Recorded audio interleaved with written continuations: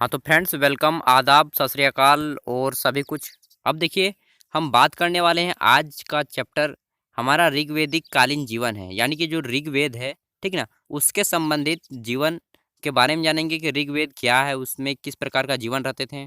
और यह है हमारा हिस्ट्री का सब्जेक्ट, यानी कि विषय है इतिहास।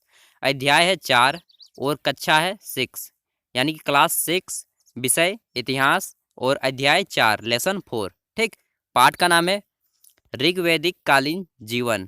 ठीक, ऋग्वेद लाइफ के बारे में जानेंगे। ऋग्वेद में किस प्रकार का लाइफ होता था, जीवन शैली, सभी कुछ वेद से संबंधित। यहाँ पे एक मोटिवेशनल चीज दी है, पहले उसे पढ़ लेते हैं। देखिए, ज्ञानी व्यक्ति को समझाया जा सकता है, अज्ञानी व्यक्ति को भी समझाया जा सकता है, लेकिन जो अभिमानी व्यक्ति होता है, यानी जो घमंड से पूरी तरह भरा हुआ व्यक्ति होता है, उसे कोई नहीं समझा सकता। उसे केवल और केवल सिर्फ और सिर्फ वक्त ही समझा सकती है। समय ही एक वैसी चीज है जो उसे समझा सकती है। तो इस प्रकार के व्यक्तियों को आप नहीं समझाएं तो अच्छा होगा। यहाँ पे देखिए, कुछ इंपॉर्टेंट इंग्लिश वर्ड दिए हैं, इसे आप चाहे तो नोट कर सकते हैं। वेद को वेदा बोला जाता है, प्रार्थना को प्रेयर, भाषा को लैंग्वेज, उसके बाद सभा को असेंबली बोला जाता है इंग्लिश में, समिति को एसोसिएशन, यज्ञ को ऑबलेशन, उसके बाद कब्र को ग्रेव और महापाषाण को मेगालिथ। ये सभी चीज़ बोले जाते हैं इंग्लिश में। तो देखिए, हमारे हिंदी मीडियम के जितने भी बच्चे हैं वे इंग्लिश में काफ़ी पीछे रह जाते हैं, इसलिए मैं हमेशा बोला करता हूँ कि इंग्लिश को थोड़ा बार बार देखते रहिएगा समय समय पर। अब देखिए, यहाँ पे मैं स्टार्ट करता हूँ। चाहे आप किसी भी एग्जाम की तैयारी कर रहे हो, चाहे आप यूपीएससी की कर रहे हो, यूपीएससी, आईएएस, आईपीएस, आईएफएस, चाहे किसी के भी, चाहे स्टेट सिविल सर्विस की क्यों ना कर रहे हो, या फिर आप 6 क्लास में ही क्यों ना हो, आप चाहे किसी भी प्रतियोगिता परीक्षा की तैयारी कर रहा हूँ, आपको हमेशा यहाँ पे लाभ मिलेगा। सभी को मद्देनजर रखते हुए मैं यह वीडियो तैयार कर रहा हूँ। देखिए, भारत का सबसे प्राचीन धर्म ग्रंथ कौन सा है, या भारत का सबसे प्राचीन शास्त्र कौन सा है, तो इसका नाम आएगा वेद। जो चारों वेद हैं, बस वही वेद। ठीक, दूसरा नंबर क्वेश्चन क्या है, वेद शब्द का अर्थ क्या होता है। वेद शब्द का अर्थ होता है ज्ञान, नॉलेज, इंग्लिश में बोलते हैं नॉलेज और हिंदी में ज्ञान। ठीक, मीन ऑफ वेद शब्द, वेद वर्ड यानी कि ज्ञान। अगला क्वेश्चन है हमारा, यहाँ पे मैं इसको थोड़ा और सिंधु सभ्यता के बाद कौन सा काल आया। सबसे पहले तो भारत का इतिहास जब भी पढ़ते हैं तो सिंधु सभ्यता आता है। उसके बाद जैसे ही सिंधु सभ्यता 2500 से 1750 ईस्वी तक चली, ठीक, 2500 से 1750 तक चली।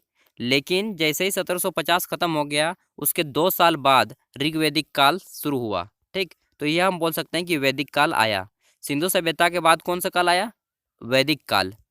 और यहाँ पे हम देखते हैं हमारा है कि सिंधु सभ्यता किस काल की सभ्यता थी। कांस्य युग की सभ्यता थी।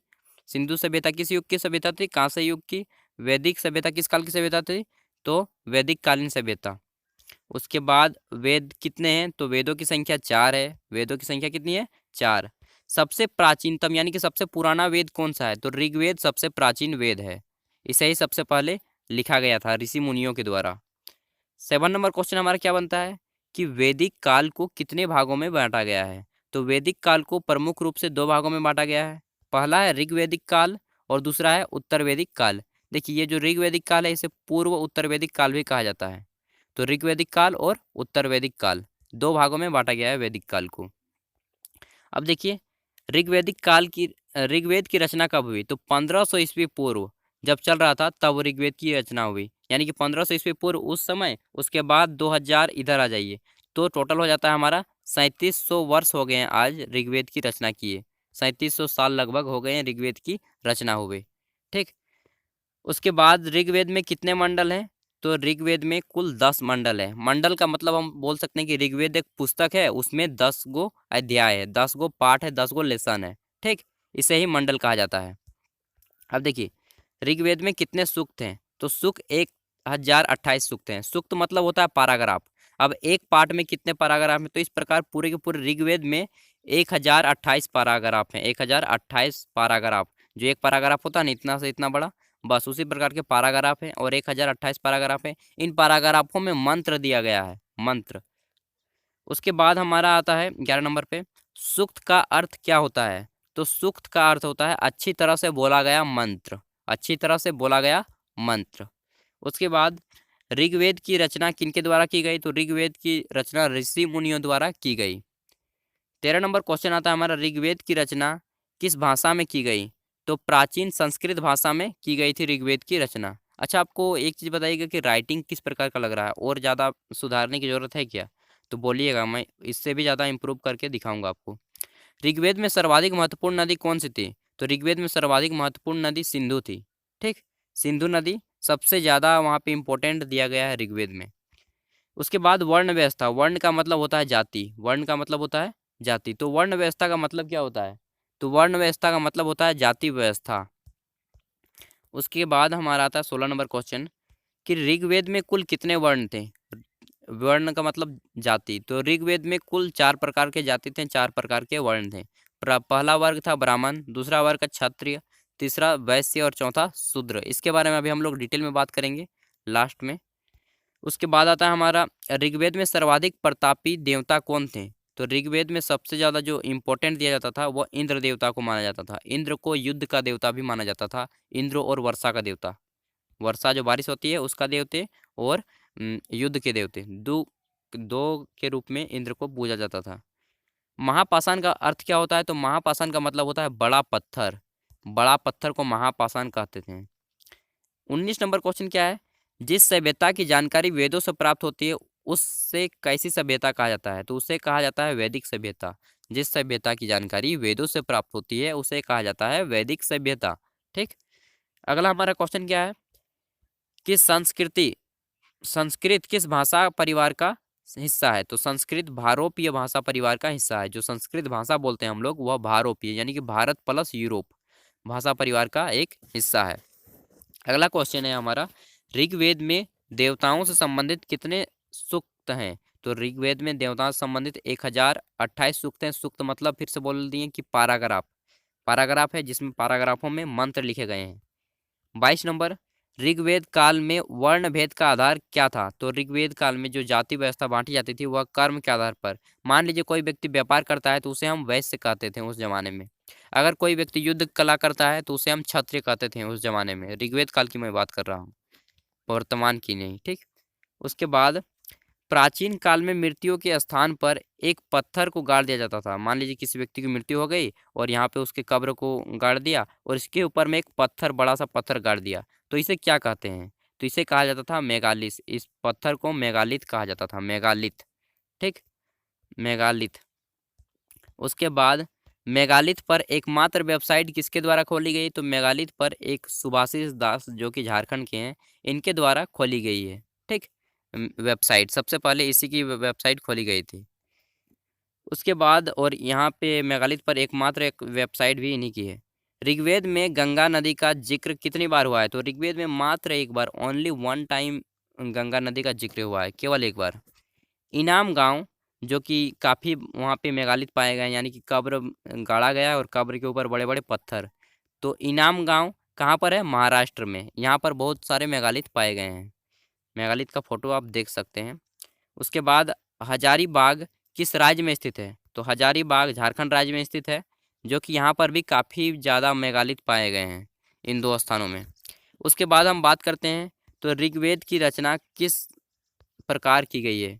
ऋग्वेद की रचना किस पर की गई है? सॉरी, ऋग्वेद की रचना जो की गई यानी कि ऋग्वेद जो पुस्तक लिखा गया है वह किस पर लिखी गई है? तो वह लिखा गया है हिमालय पर एक पेड़ पाया जाता है, भुर्ज पेड़, भुर्ज पेड़। ठीक ना, उस पेड़ की पत्तों पर लिखा गया है, पेड़ की पत्तों से, छाल से लिखा गया है, भुर्ज पेड़ की छाल से ऋग्वेद, जिसे पांडुलिपि भी कहते हैं हम। ठीक, आप फोटो देख सकते हैं। उसके बाद ऋग्वेद में बलि शब्द का प्रयोग किया गया है। तो ऋग्वेद में बलि शब्द जो होते थे वहाँ के लोग बलि का प्रयोग करते थे। बलि एक शब्द होता था जिसका दो अर्थ होता था। पहला अर्थ होता है कि यज्ञ में आहुति दी जाने वाली पशुओं की बलि, बकरा बलि देते हैं ना, बस वही एक बकरा बलि। और दूसरा होता है कि राजा को जब कोई आम जनता धन देती थी राजा को, ठीक है ना, कर के रूप में चाहे किसी भी रूप में, तब उसे बलि कहा जाता था। आम जनता के द्वारा राजा को दिया जाने वाला धन को भी बलि कहते थे और बकरा बलि को भी बलि कहा जाता था। ठीक, वेदों की संख्या बताएं। तो वेदों की 4 संख्याएं हैं। सबसे पहला वेद ऋग्वेद, दूसरा वेद सामवेद, तीसरा यजुर्वेद और चौथा अथर्ववेद। सबसे प्राचीन वेद ऋग्वेद है और सबसे बाद में जो वेद आया वो अथर्ववेद आया। ठीक, देखिए यहाँ पे मैं इसके बारे में इंट्रोडक्शन दे देता हूँ थोड़ा। ऋग्वेद जड़ी मंत्र जाप यहाँ पे लिखे गए हैं, ठीक ना। उसके बाद सामवेद संगीत से संबंधित है, यजुर्वेद आपका जड़ी बूटी से संबंधित है, और अथर्ववेद आपका संबंधित है यह तंत्र मंत्र जादू टोना से। ठीक, उसके बाद संगीत की उत्पत्ति किस वेद से हुई? तो संगीत की उत्पत्ति सामवेद से हुई है। संगीत में 7 स्वर होते हैं, सबसे पहले सामवेद में ही बताए गए हैं। मेगालिथ किसे कहते हैं? देखिए मेगालिथ किसे कहते हैं समझिए। प्राचीन काल में क्या होता था कि किसी भी व्यक्ति की मृत्यु हो गई तो उसको मृत्यु को उस लाश को एक कब्र में गाड़ दिया जाता था। ठीक, ये कब्र है जमीन में, उसे गाड़ दिया, और इसके ऊपर क्या है कि एक बड़ा सा पत्थर भी गाड़ देते थे ताकि चिन्हित रहे कि यह हमारा कब्र है। ठीक, यह जो पत्थर हो गया इसे ही मेगालिथ कहा जाता था। क्या कहा जाता था? इसे ही मेगालिथ।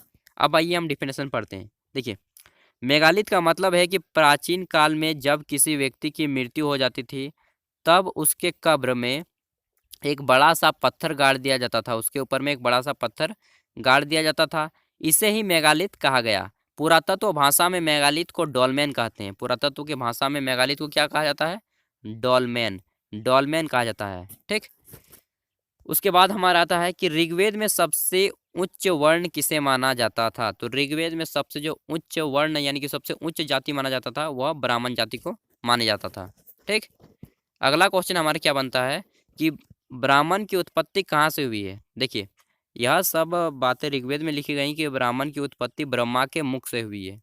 यह प्राचीन काल की एक भावना थी, ठीक ना, कि ब्राह्मण की उत्पत्ति ब्रह्मा के मुख से हुई है, इसलिए इसको ज़्यादा सम्मान दिया जाए। उसके बाद आता है कि छत्र की उत्पत्ति भुजा से हुई है, ब्रह्मा के भुजा से यानी कि हाथों से, इसलिए यह ब्राह्मण से थोड़े नीचे जाति में आते हैं। उसके बाद कहा जाता है कि वैश्य को जंघा से ब्रह्मा जी के जंघा से जन्म लिए हैं, इसलिए यह निम्न जाति हो गई। और शूद्र जो है ब्रह्मा के पैरों से जन्म लिए हैं, इसलिए यह सबसे निम्न यानी कि सबसे सबसे गिरा हुई जाति हम बोल सकते हैं कि गिरी हुई जाति हो गई, यह माना जाता था प्राचीन काल में। वर्तमान परिस्थितियों में नहीं, वर्तमान परिस्थितियों में सभी को समान सम्मान दिया जाता है। हमारे लोग के समाज में सभी को समान सम्मान दिया जाता था, लेकिन प्राचीन काल में ऐसा नहीं था। देखिए ऋग्वेद काल की सामाजिक जीवन का वर्णन करें। देखिए ऋग्वेद काल में क्या होता था, सामाजिक मतलब कि ऋग्वेद काल के लोग किस प्रकार रहते थे उनके बारे में जानना है। तो ऋग्वेद काल आज से लगभग 3500 वर्ष पूर्व, 3500 साल पहले, उस समय समाज में वर्ण व्यवस्था था, यानी कि समाज 4 वर्गों में बांटा था, ब्राह्मण, क्षत्रिय, वैश्य और शूद्र। ठीक, उनका जो होता था उन्हें बांटा जाता था काम के आधार पर, ना कि जन्म के आधार पर। अगर मान लीजिए कोई व्यक्ति वैश्य घर में जन्म लिया लेकिन वह युद्धों में जाता है तब उसे क्षत्रिय कहा जाता था, यानी कि कर्म के आधार पर जो है वर्ण व्यवस्था विभाजित थी। ठीक, ये हो गई। उसके बाद समाज में महिलाओं को भी उचित सम्मान दिया जाता था। उस समय में सती प्रथा वगैरह जैसी कोई बातें नहीं थी।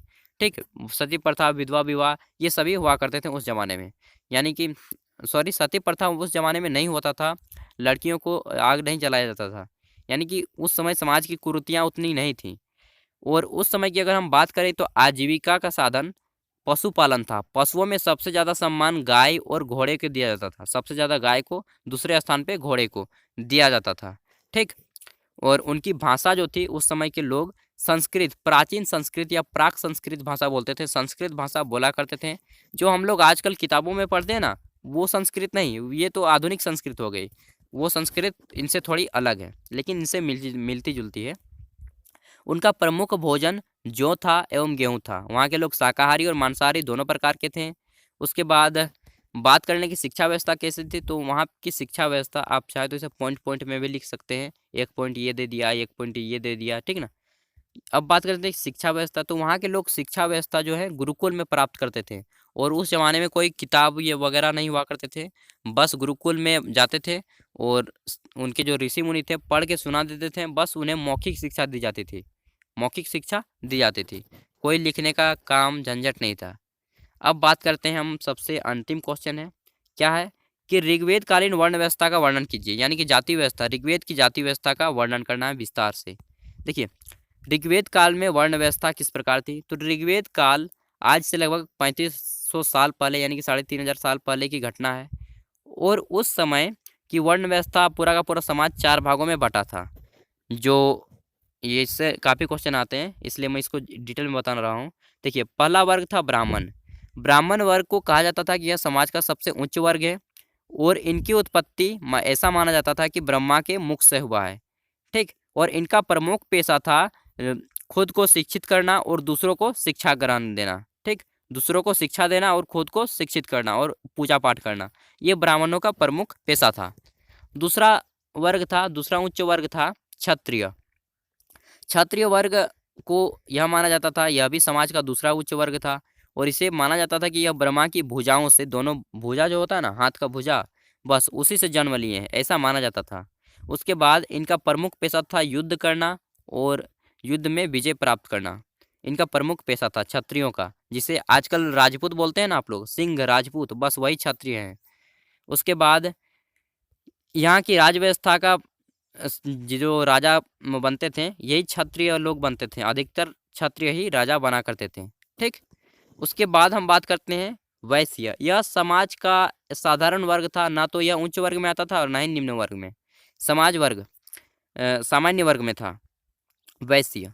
और वैश्य किसे कहते थे, तो वे कहा जाता था कि ये ब्रह्मा के जंघाओं से जन्म लिए हैं। जांग जो होता है, ठीक ना, थाई, तो यही बोला जाता था कि ये ब्रह्मा के जांग से जन्म लिए हैं, जंघा से। और इनका प्रमुख व्यवसाय था व्यापार करना, बिजनेस करना। वैश्य जो ओबीसी के अंतर्गत आते हैं, इन्हें अभी वैश्य कहा जाता है। मतलब उस जमाने में वैश्य कहा जाता था, अभी ये ओबीसी के अंतर्गत आते हैं। उसके बाद शूद्र। देखिए, मैं इस वर्तमान परिस्थितियों को भी समझा रहा हूँ, ठीक ना। शूद्र, शूद्र किसे कहा जाता था, तो यह माना जाता था कि यह समाज का सबसे निम्न वर्ग है, यानी कि सबसे निचला वर्ग है। और इसका जन्म ब्रह्मा के पैरों से हुआ है, यानी कि चरणों से हुआ है, फुट से। और साथ ही यह भी कहा जाता था कि यह तीनों वर्गों की सेवा करता था। अन्य तीनों वर्ग जो हैं, यानी कि ब्राह्मण, क्षत्रिय और वैश्य, इन तीनों वर्गों की सेवा करना इनका प्रमुख पेशा था, यही माना जाता था उस समय। और इनको शिक्षा का अधिकार भी उतना नहीं मिलता था। इसे वर्तमान में हम एसटी एससी के नाम से जानते हैं। एसटी और एससी जो बोलते हैं, बस इन्हीं शूद्र लोगों को। लेकिन वर्तमान में फिर से मैं बता दूं कि इनके साथ कोई भेदभाव नहीं है। इस प्रकार की वर्तमान परिस्थितियों में कोई भेदभाव नहीं होता है। हम सभी समाज में मिलजुल के एक साथ रहते हैं और बड़े प्रेम से, प्राचीन काल की तरह नहीं। देखिए, अब निष्कर्ष क्या निकलता है कि प्राचीन काल ऋग्वेद चाहे जो भी हो, परंतु वर्तमान परिस्थितियां समाज में सभी वर्णों को समान सम्मान और प्रतिष्ठा दी जाती है। बस यहीं पे हमारा एंड होता है। तो आई होप कि ऋग्वेद काल से संबंधित आपकी जितनी भी जानकारी थी पहले या नहीं थी, उसके बारे में अब आप पहले से ज़्यादा जानकार हो गए हैं। तो अगर आपको यह वीडियो थोड़ी सी भी जानकारी दी हुई तो प्लीज़ दूसरों तक शेयर कीजिएगा। जो भी बच्चा पढ़ने के लिए उत्साह होता है या सरकारी मीडियम में पढ़ता है और सरकारी मीडियम की शिक्षा व्यवस्था अच्छी नहीं है, इसलिए प्लीज़ उन तक यह ज्ञान को पहुंचाइए, क्योंकि ज्ञान बांटने से ही बढ़ता है। और पढ़िए, अपना आगे बढ़िए, देश को भी आगे बढ़ाइए। हम सब एक साथ मिल के आगे बढ़ेंगे। Thank you. और चैनल पे पहली बार आएँ तो सब्सक्राइब करते जाइएगा, बेल के आइकन को प्रेस करते जाइएगा। फिर मिलते हैं एक नेक्स्ट और ऐसे ही इंटरेस्टिंग जानकारी के साथ। धन्यवाद। अपने स्वास्थ्य का ख्याल रखिएगा।